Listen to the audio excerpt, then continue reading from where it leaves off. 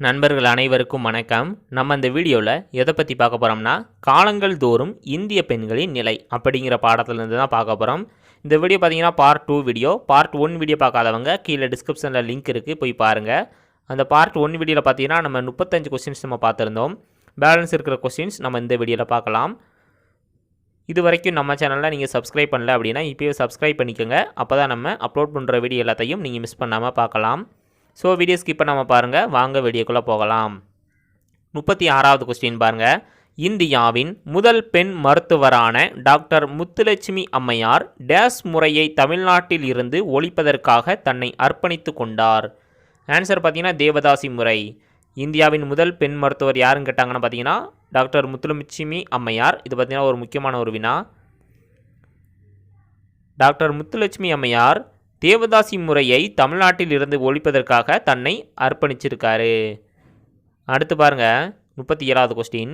தேவதாசி ஒழிப்பு மசோதாவை நிறைவேற்றுவதில் முக்கிய கருவியாக செயல்பட்டவர் யார்? தேவதாசி ஒழிப்பு மசோதாவை நிறைவேற்றுவதில் முக்கிய கருவியாக செயல்பட்டவர் யார்? ஆன்சர் பார்த்தீங்கன்னா பெரியார். ஈவேரா பெரியார் அவர்கள் தான் தேவதாசி ஒழிப்பு மசோதாவை நிறைவேற்றுவதில் ஒரு முக்கிய கருவியாக செயல்பட்டிருக்காரு. அடுத்து பாருங்க 38வது கொஸ்டின். டாக்டர் முத்துலட்சுமி அம்மையார் தேவதாசி முறைக்கு எதிரான போராட்டத்தை சென்னை சட்டமன்றத்திற்கு பரிந்துரைக்கப்பட்ட ஆண்டு என்ன? ஆன்சர் பார்த்தீங்கன்னா 1929. அதாவது டாக்டர் முத்துலட்சுமி அம்மையார் தேவதாசி முறைக்கு எதிரான போராட்டத்தை சென்னை சட்டமன்றத்திற்கு பரிந்துரைக்கப்பட்ட ஆண்டு பார்த்தீங்கன்னா 1929. அடுத்து பாருங்கள் 39வது கொஸ்டின்.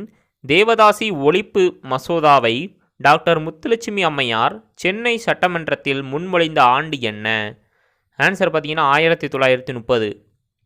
தேவதாசி ஒழிப்பு மசோதாவை டாக்டர் முத்துலட்சுமி அம்மையார் சென்னை சட்டமன்றத்தில் முன்மொழிந்த ஆண்டு பார்த்தீங்கன்னா 1930. இதில் பார்த்தீங்கன்னா அவங்க பரிந்துரைக்கப்பட்ட ஆண்டு பார்த்தீங்கன்னா 1929. முன்மொழிந்த ஆண்டு பார்த்தீங்கன்னா 1930. அடுத்து பாருங்கள் 40வது கொஸ்டின். தேவதாசிகளின் விடுதலைக்காக போராடிய மற்றொரு பெண்மணி யார்? ஆன்சர் பார்த்தீங்கன்னா மூவலூர் ராமாமிர்தம். தேவதாசிகளின் விடுதலைக்காக போராடிய மற்றொரு பெண்மணி யாருன்னு பார்த்தீங்கன்னா மூவலூர் ராமாமிர்தம். அடுத்து பாருங்கள் 41வது கொஸ்டின். மதராஸ் தேவதாசி சட்டம் நிறைவேற்றப்பட்ட ஆண்டு என்ன? இது பார்த்தீங்கன்னா ரொம்ப முக்கியமான ஒரு வினா. மதராஸ் தேவதாசி சட்டம் நிறைவேற்றப்பட்ட ஆண்டு பார்த்தீங்கன்னா 1947 அக்டோபர் 9ஆம் நாளில் தான் மதராஸ் தேவதாசி சட்டம் நிறைவேற்றப்பட்டிருக்கு. அடுத்து பாருங்கள் 42வது கொஸ்டின். இந்திய சமூக சீர்திருத்த இயக்கத்தின் முன்னோடி யார்? இந்திய சமூக சீர்திருத்த இயக்கத்தின் முன்னோடி யார்? ஆன்சர் பார்த்தீங்கன்னா ராஜாராம் மோகன் ராய் அவர்கள் தான் இந்திய சமூக சீர்திருத்த இயக்கத்தின் முன்னோடியாக இருந்திருக்காரு. இது பார்த்தீங்கன்னா ரொம்ப முக்கியமான ஒரு வினா. அடுத்து பாருங்கள் 43வது கொஸ்டின். உடன்கட்டை ஏறுதல் தண்டனைக்குரிய குற்றம் என வில்லியம் பெண்டிங் பிரபு அறிவித்த ஆண்டு என்ன? ஆன்சர் பார்த்தீங்கன்னா 1829ஆம் ஆண்டில் தான் உடன்கட்டை ஏறுதல் தண்டனைக்குரிய குற்றம் என வில்லியம் பெண்டிங் பிரபு அறிவிச்சிருக்காரு. அடுத்து பாருங்கள் 44வது கொஸ்டின். ஈஸ்வர சந்திர வித்யாசகர் பெண் கல்வி, விதவை மறுமணம் ஆகியவற்றை ஆதரிக்கவும் பலதார மனத்தை ஒழிப்பதற்காகவும் ஒரு இயக்கத்தை உருவாக்கிய இடம் எது? ஆன்சர் பார்த்தீங்கன்னா வங்காளம். அதாவது ஈஸ்வர சந்திர வித்யாசகர் பெண் கல்வி, விதவை மறுமணம் ஆகியவற்றை ஆதரிக்கவும் பலதார மனத்தை ஒழிப்பதற்காகவும் ஒரு இயக்கத்தை உருவாக்கிய இடம் பார்த்தீங்கன்னா வங்காளம். அடுத்து பாருங்கள் 45வது கொஸ்டின். இந்து விதவை மறுமண சட்டத்தை நிறைவேற்றுவதற்காக இந்திய சட்டமன்றத்திற்கு பல மனுக்களை சமர்ப்பித்தவர் யார்? இந்திய விதவை மறுமண சட்டத்தை நிறைவேற்றுவதற்காக இந்திய சட்டமன்றத்திற்கு பல மனுக்களை சமர்ப்பித்தவர் யார்? ஆன்சர் பார்த்தீங்கன்னா ஆப்ஷன் பி, ஈஸ்வர சந்திர வித்யாசகர். அதாவது இந்து விதவை மறுமண சட்டத்தை நிறைவேற்றுவதற்காக இந்திய சட்டமன்றத்திற்கு பல மனுக்களை சமர்ப்பித்திருக்காரு. அவர் சமர்ப்பித்த ஆண்டு பார்த்தீங்கன்னா 1856. அடுத்து பாருங்கள் 46வது கொஸ்டின். வித்யாசாகர் பெண் கல்வியை நிறுவிய இடங்கள் எவை? வித்யாசாகர் பெண் கல்வியை நிறுவிய இடங்கள் எவை? ஆன்சர் பார்த்தீங்கன்னா அனைத்தும் சரியானவை தான். வங்காளத்தில் நாடியா என்ற இடத்துல, அடுத்து மிட்னாப்பூர், அடுத்து ஜூக்லி மற்றும் பர்த்வான் ஆகிய இடங்கள்லாம் வித்யாசாகர் பெண் கல்வியை நிறுவியிருக்காரு. அடுத்து பாருங்கள் 47வது கொஸ்டின். தென்னிந்தியாவில் மகளிர் விடுதலைக்காக போராடிய ஆரம்பகால போராளி யார்? தென்னிந்தியாவில் மகளிர் விடுதலைக்காக போராடிய ஆரம்பகால போராளி யார்? ஆன்சர் பார்த்தீங்கன்னா ஆப்ஷன் சி, கந்துகூரி வீரேசலிங்கம். தென்னிந்தியாவில் மகளிர் விடுதலைக்காக போராடிய ஆரம்பகால போராளி யாருன்னு பார்த்தீங்கன்னா கந்துகூரி வீரேசலிங்கம். அடுத்து பாருங்க 48வது கொஸ்டின். விவேகவர்த்தினி என்ற பத்திரிகையை வெளியிட்டவர் யார்? விவேகவர்த்தினி என்ற பத்திரிகையை வெளியிட்டவர் யார்? ஆன்சர் பார்த்தீங்கன்னா கந்துகூரி வீரேசலிங்கம் என்பவர் தான் விவேகவர்த்தினி என்ற பத்திரிகையை வெளியிட்டிருக்காரு. அடுத்து பாருங்க 49வது கொஸ்டின். கந்துகூரி வீரேசலிங்கம் தனது முதல் பெண்கள் பள்ளியை திறந்த ஆண்டு என்ன? கந்துகூரி வீரேசலிங்கம் தனது முதல் பெண்கள் பள்ளியை திறந்த ஆண்டு என்ன? ஆன்சர் பார்த்தீங்கன்னா 1874ஆம் ஆண்டில் தான் கந்துகூரி வீரேசலிங்கம் அவர்கள் தனது முதல் பெண்கள் பள்ளியை திறந்திருக்காரு. அடுத்து பாருங்க 50வது கொஸ்டின். பம்பாயில் பெண்கள் முன்னேற்றத்திற்கான இயக்கத்தை நடத்தியவர்கள் யார்? பம்பாயில் பெண்கள் முன்னேற்றத்திற்கான இயக்கத்தை நடத்தியவர்கள் யார்? ஆன்சர் பார்த்தீங்கன்னா மேற்கண்ட இரண்டும் சரியானவை தான். எம்ஜி ரானடே மற்றும் பிஎம் மலபாரி இவர்கள் இருவரும் பார்த்தீங்கன்னா பம்பாயில் பெண்கள் முன்னேற்றத்திற்கான இயக்கத்தை நடத்தியிருக்காங்க. அடுத்து பாருங்கள் 51வது கொஸ்டின். ரானடே விதவை மறுமணச் சங்கத்தில் சேர்ந்து செய்தவை என்ன? ரானடே என்பவர் விதவை மறுமணச் சங்கத்தில் சேர்ந்து செய்தவை என்ன? ஆன்சர் பார்த்தீங்கன்னா அனைத்தும் சரியானவை தான். விதவை மறுமணத்தை ஊக்குவித்தார், பெண் கல்வியை ஊக்குவித்தார் மற்றும் குழந்தை திருமணத்தை எதிர்த்தார். அதாவது ரானடே என்பவர் பார்த்தீங்கன்னா விதவை மறுமண சங்கத்தில் சேர்ந்து செய்தவை என்னென்னு பார்த்தீங்கன்னா விதவை மறுமணத்தை ஊக்குவிச்சிருக்காரு, பெண் கல்வியை ஊக்குவிச்சிருக்காரு, அடுத்து மற்றும் குழந்தை திருமணத்தை எதிர்த்திருக்காரு. அவர் ரானடே பார்த்தீங்கன்னா விதவை மறுமண சங்கத்தில் சேர்ந்த ஆண்டு பார்த்தீங்கன்னா 1869. அடுத்து பாருங்கள் 52வது கொஸ்டின். ரானடே இந்திய தேசிய சமூக மாநாட்டை தொடங்கி வைத்த ஆண்டு என்ன? ரானடே என்பவர் இந்திய தேசிய சமூக மாநாட்டை தொடங்கி வைத்த ஆண்டு என்ன? ஆன்சர் பார்த்தீங்கன்னா 1887. ரானடே என்பவர் இந்திய தேசிய சமூக மாநாட்டை தொடங்கி வைத்த ஆண்டு பார்த்தீங்கன்னா 1887. அடுத்து பாருங்கள் 53வது கொஸ்டின். பிஎம் மலபாரி குழந்தை திருமணத்தை ஒழிப்பதற்காக ஒரு இயக்கத்தை தொடங்கி வைத்த ஆண்டு என்ன? பிஎம் மலபாரி குழந்தை திருமணத்தை ஒழிப்பதற்காக ஒரு இயக்கத்தை தொடங்கி வைத்த ஆண்டு என்ன? ஆன்சர் பார்த்தீங்கன்னா 1884. அதாவது பிஎம் மலபாரி என்பவர் குழந்தை திருமணத்தை ஒழிப்பதற்காக ஒரு இயக்கத்தை தொடங்கி வச்சிருக்காரு. அந்த இயக்கத்தை தொடங்கி வைத்த ஆண்டு பார்த்தீங்கன்னா 1884. பிஎம் மலபாரி பார்த்தீங்கன்னா ஒரு பத்திரிகையாளர். அடுத்து பாருங்கள் 54வது கொஸ்டின். கோபாலகிருஷ்ண கோகலே இந்திய ஊழியர் சங்கத்தை தொடங்கி வைத்த ஆண்டு என்ன? கோபாலகிருஷ்ண கோகலே இந்திய ஊழியர் சங்கத்தை தொடங்கி வைத்த ஆண்டு என்ன? ஆன்சர் பார்த்தீங்கன்னா 1905. 1905ஆம் ஆண்டில் தான் கோபாலகிருஷ்ண கோகலே அவர்கள் இந்திய ஊழியர் சங்கத்தை தொடங்கி வச்சிருக்காரு. அடுத்து பாருங்கள் 55வது கொஸ்டின். பெரியார் ஆதரித்தவை எவை? கீழ்கண்டவற்றுள் பெரியார் ஆதரித்தவை எவை? ஆன்சர் பார்த்தீங்கன்னா மேற்கண்ட அனைத்தும் சரியானவை தான். பெண் கல்வி, விதவை மறுமணம் மற்றும் கலப்பு திருமணம் இந்த மூன்றையும் பார்த்தீங்கன்னா பெரியார் ஆதரிச்சிருக்காரு. அடுத்து பாருங்கள் 56வது கொஸ்டின். சரியான பொருத்தத்தை தேர்ந்தெடு. இது பார்த்தீங்கன்னா ஆண் சீர்திருத்தவாதிகளால் வழிநடத்தப்பட்ட இயக்கங்கள். ஆப்ஷன் ஏ பாருங்கள். பிரம்ம சமாஜம் இயற்றப்பட்ட ஆண்டு பார்த்தீங்கன்னா 1828. பிரார்த்தனை சமாஜம் தொடங்கப்பட்ட ஆண்டு பார்த்தீங்கன்னா 1867. ஆரிய சமாஜம் தொடங்கப்பட்ட ஆண்டு பார்த்தீங்கன்னா 1875. இந்த மூன்று இயக்கங்களும் பார்த்தீங்கன்னா ஆண் சீர்திருத்தவாதிகளால் வழிநடத்தப்பட்ட இயக்கங்களாக இருக்குது. அடுத்து பாருங்கள் 57வது கொஸ்டின். பெண் சீர்திருத்தவாதிகள் யார்? கீழ்கண்டவற்றுள் பெண் சீர்திருத்தவாதிகள் யார்? ஆன்சர் பார்த்தீங்கன்னா மேற்கண்ட அனைத்தும் சரியானவை தான். பண்டித ரமாபாய், ருக்மாபாய் மற்றும் தாராபாய் ஜிண்டே இவர்கள் மூவரும் பார்த்தீங்கன்னா பெண் சீர்திருத்தவாதிகள். 58வது கொஸ்டின் பாருங்கள். இந்து விதவைகளுக்காக சாரதா சதன் என்னும் அமைப்பினை திறந்து வைத்தவர் யார்? இந்து விதவைகளுக்காக சாரதா சதன் என்னும் அமைப்பினை திறந்து வைத்தவர் யார்?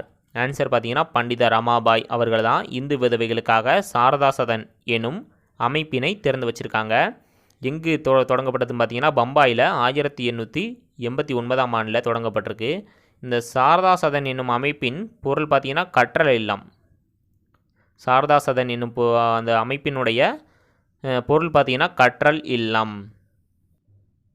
59வது கொஸ்டின் பாருங்கள். சாரதா சதன் அமைப்பு பம்பாயில் திறந்து டேஸுக்கு மாற்றப்பட்டது? ஆன்சர் பார்த்தீங்கன்னா பூனா. அதாவது சாரதா சதன் அமைப்பு பம்பாயில் திறந்து பூனாவுக்கு மாற்றப்பட்டிருக்கு. அடுத்து பாருங்கள் 60வது கொஸ்டின். பிரம்மஞான சபை நிறுவப்பட்ட இடம் எது? பிரம்மஞான சபை நிறுவப்பட்ட இடம் எது? ஆன்சர் பார்த்தீங்கன்னா சென்னை. சென்னையில் தான் பிரம்மஞான சபை நிறுவப்பட்டிருக்கு. அடுத்து பாருங்கள் 61வது கொஸ்டின். பெரியாரின் கருத்துக்களால் மிகவும் கவரப்பட்ட மற்றொரு சீர்திருத்தவாதி யார்? பெரியாரின் கருத்துக்களால் மிகவும் கவரப்பட்ட மற்றொரு சீர்திருத்தவாதி யார்? ஆன்சர் பார்த்தீங்கன்னா டாக்டர் எஸ் தர்மாம்பாள் அவர்கள் தான் பெரியாரின் கருத்துக்களால் மிகவும் கவரப்பட்ட மற்றொரு சீர்திருத்தவாதியாக இருந்திருக்காரு. அடுத்து பாருங்கள் 62வது கொஸ்டின்.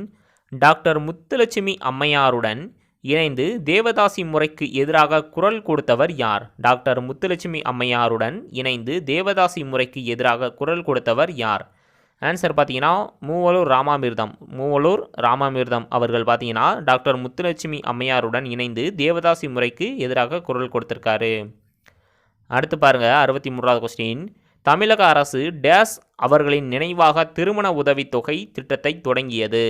இது பார்த்தீங்கன்னா முக்கியமான ஒரு வினா. ஆன்சர் பார்த்தீங்கன்னா மூவலூர் ராமாமிர்தம். அதாவது தமிழக அரசு மூவலூர் ராமாமிர்தம் அவர்களின் நினைவாக திருமண உதவித்தொகை திட்டத்தை தொடங்கி வச்சுருக்காங்க. அடுத்து பாருங்கள் 64வது கொஸ்டின். இந்தியாவில் நிறுவப்பட்ட மிகப்பெரிய பெண்கள் அமைப்புகள் எது? இந்தியாவில் நிறுவப்பட்ட மிகப்பெரிய பெண்கள் அமைப்புகள் எது?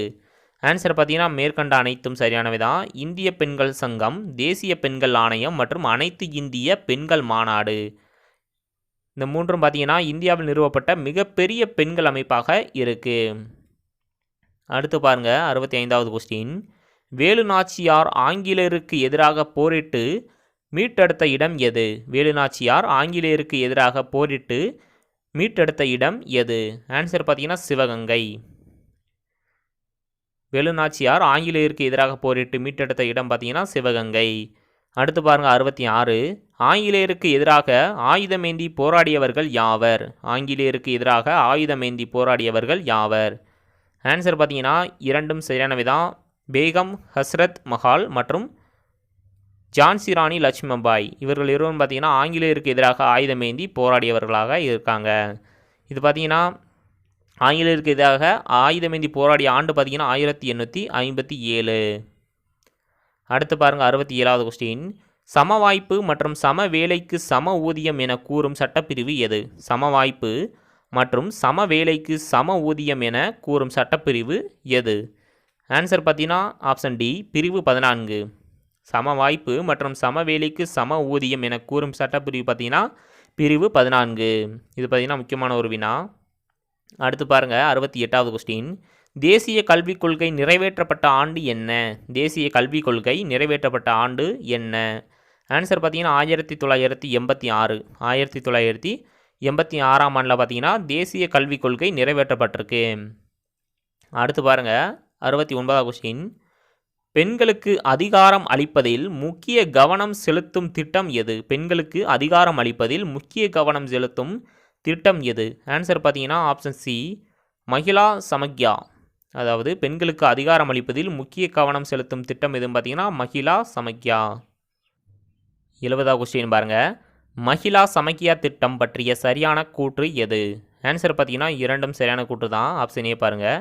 பெண்களுக்கு 33% இடத்தை ஒதுக்கியது மற்றும் பெண்களின் சமூக அரசியல் செல்வாக்கில் முன்னேற்றத்தை ஏற்படுத்தியது இந்த மகிழா சமக்யா திட்டம்.